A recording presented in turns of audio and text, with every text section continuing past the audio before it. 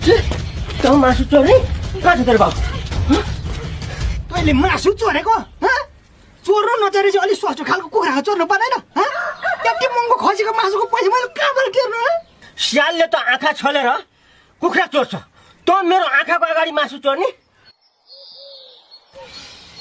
तपाईँहरूको छोरो बिग्रेर चोर भइसक्यो, मासु चोर्यो।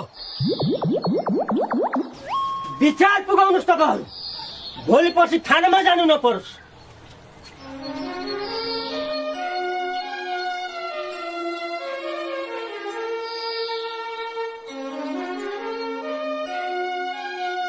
बाबु तैँले किन यस्तो काम गरिस् भन् त? मम्मी मेरो च्यात दिनुहोस्, यही मुखलाई मासु खान मन लाएर मैले चोरेको।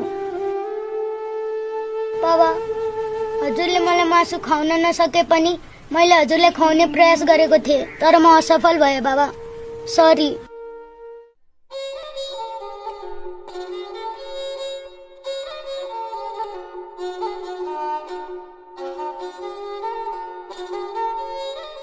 यार बुद्धे शङ्कर भाइ, यो रक्सीको भाउ यति बढेछ नि अहिले यसको भाउ छोइ नसक्नु भएको छ।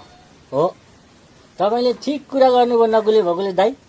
हामी जस्तो यस्तो बिहानदेखि रक्सी खाने मान्छेलाई पनि सरकारले यसो सोच्नु पर्छ नि। के अरे त्यो के गर्छ नि? त्यो के बाटो बनाउने होइन, के त्यो के दिन्छ नि? त्यो के कोरोनाको खोप होइन, त्यो महँगी बढेपछि दिन्छ नि। के हो त्यो? ए छुट भनेको हो, त्यही भनेको। नकुल हल्दाइ, हजुर मेरो छोराले साह्रै मासु खाने रहर गर्यो, मलाई अलिकति पैसा सापड दिनु न। मैले भनेकै समय तपाईँलाई पैसा फिर्ता गरिदिन्छु कि म।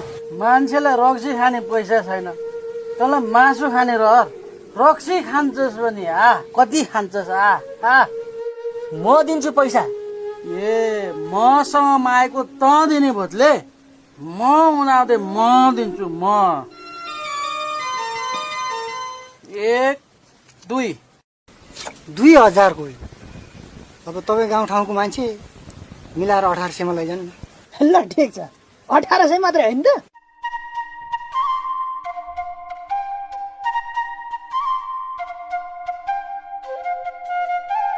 ओहो, भाले त गजबको घुवाकेले रहेछ। अनि यतिको भाले पाए त मै पनि किन्थेँ नि। मैले किनिसकेँ, अब तैँले कहाँबाट किन्नु? बेच्ने भयो भन् भने नि।